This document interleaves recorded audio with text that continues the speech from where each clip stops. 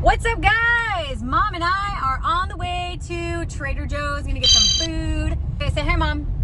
Hi. Mom is driving so that I can film this, and we're passing by the beach right now. So we're gonna sit in some traffic for a minute, and then we're gonna go to Trader Joe's. While we're sitting in this traffic, we're gonna talk about Joshua fighting the Battle of Jericho. We're gonna talk about how God fights battles on our behalf for his glory and for his kingdom. There's all kind of battles that we're fighting right now and that you fight throughout your lifetime. We don't usually fight the kind of battles that Joshua fought with, like soldiers and walls collapsing and trumpets and priests walking in circles around a building. I'm going to tell you the story. We don't usually fight that kind of battle, but we fight all kinds of other battles. Crowded. Here's the beach. It's super crowded. There's people parked there. What is it, Mom?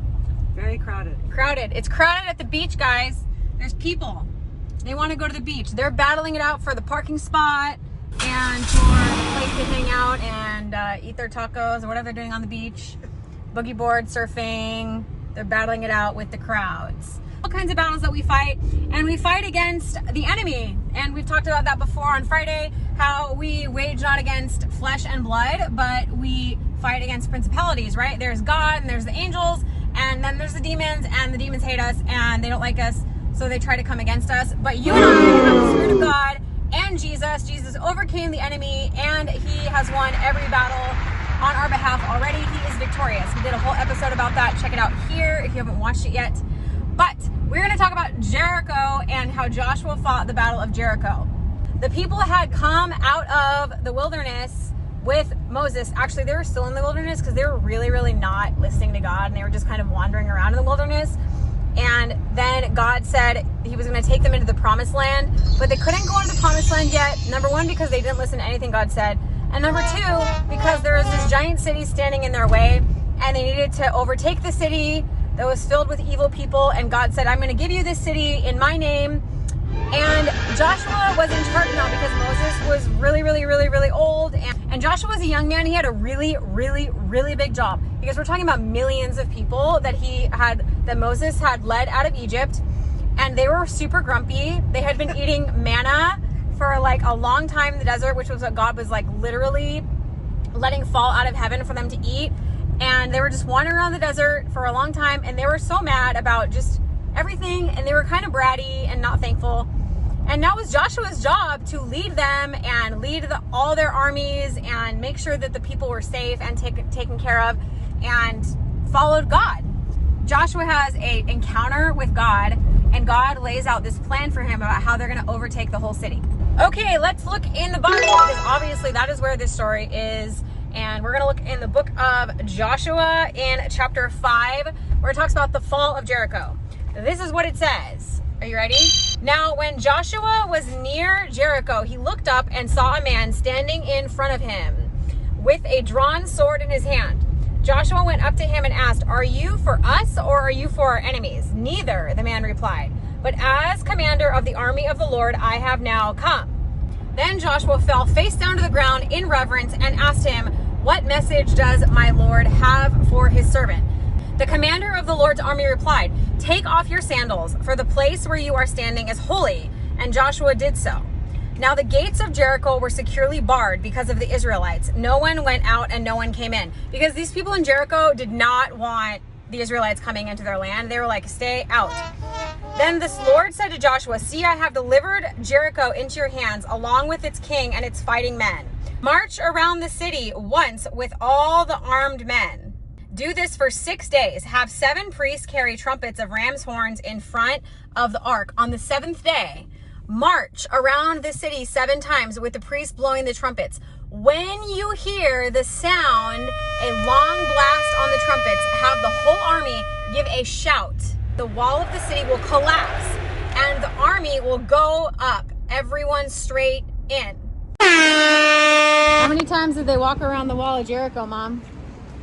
Oh gosh, okay, I told you I knew all about the story and I can't remember how many times it was. Look at this sign behind me. It says spread kindness. It says spread kindness. Kindness is a good thing to spread.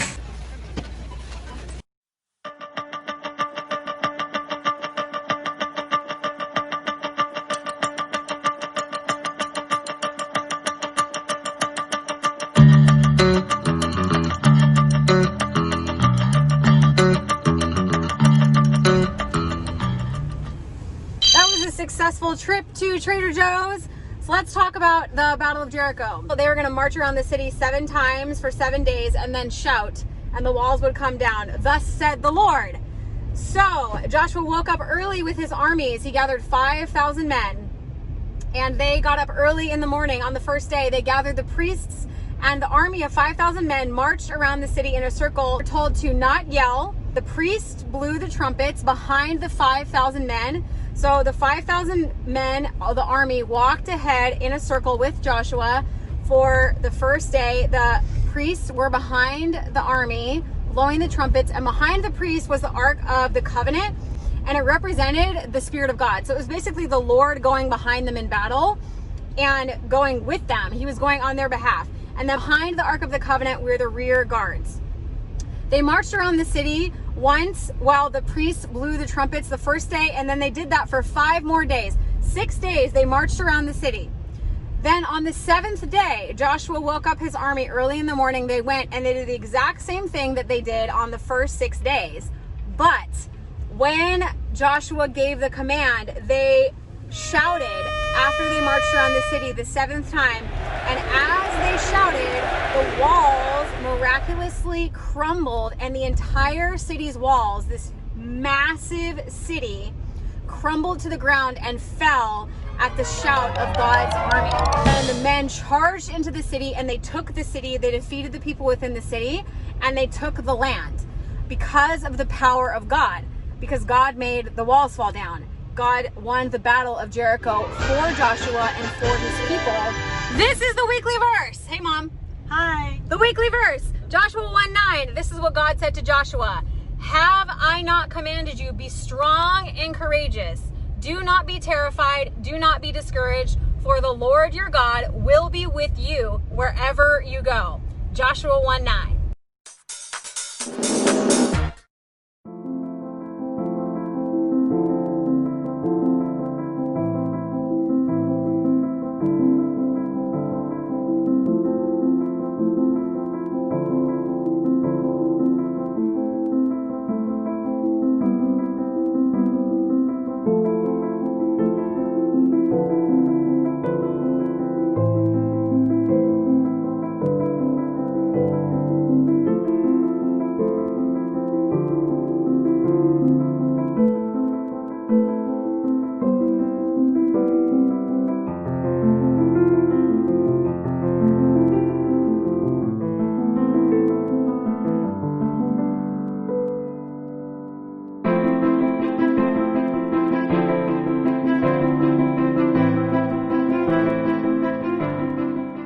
Imagine that you're a young person like Joshua, and all of a sudden you are in charge of millions of people to lead them into freedom, to lead them to the promised land, and to fight this huge battle with God.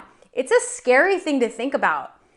But God told Joshua to trust him, and that he did not need to fear, to be strong and courageous, because the Lord would go with him wherever he went. Walls that stood against God's people and the land that God had promised them were walls that God said had to come down, because that was part of his promise. He said, I'm giving you this land, and anything that stops you from my promise, I am tearing it down. And God does the same thing for us. Anything that comes against him and us, he destroys. Jesus did the same thing. He was like, hey, sin comes against me and my kids. I'm going to come destroy it.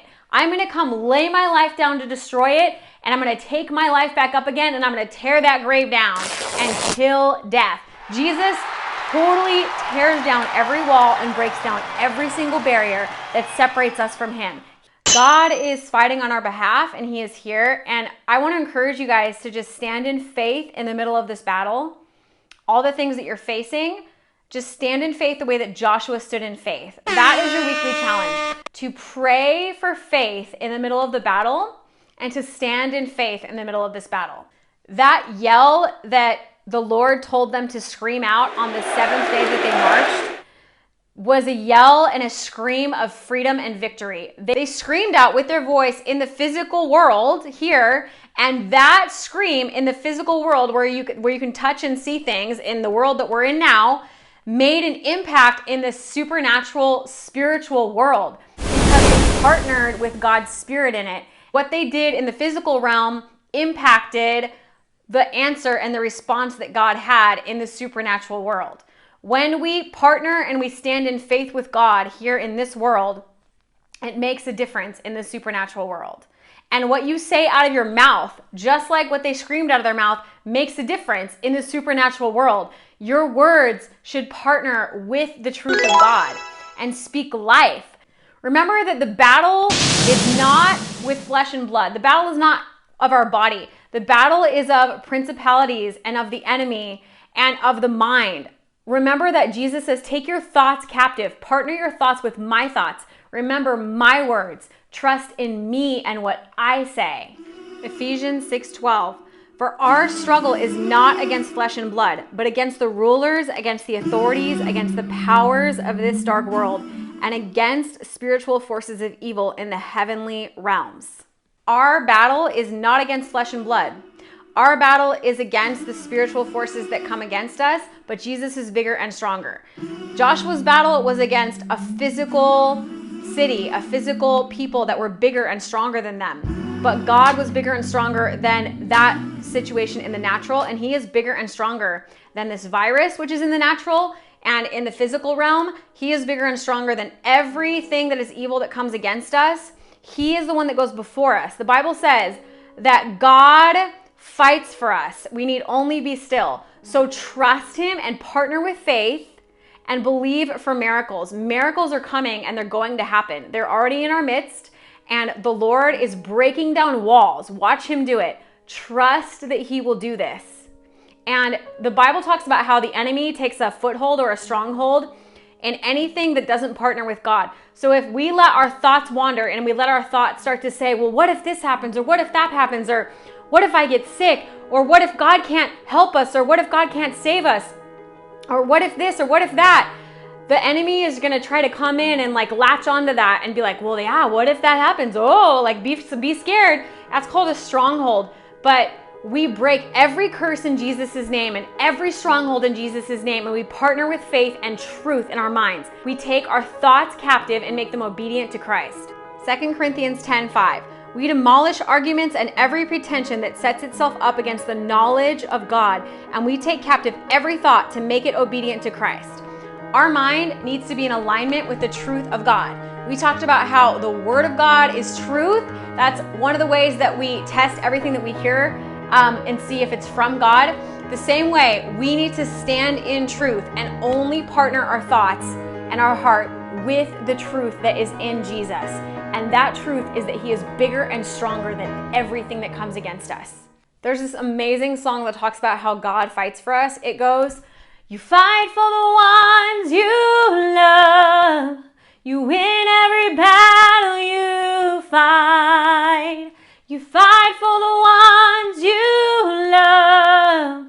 You win every battle you fight. He fought for Joshua and the people of Israel, and he is fighting for you. I miss you guys like crazy, and I'm praying for you literally every day, all the time. Drop me a line and let me know how I can better pray for you. Let us know how you guys are doing. We are here for you anytime you want to talk. To see you so soon. And you have an incredible, amazing, blessed week filled with faith. Bye, guys.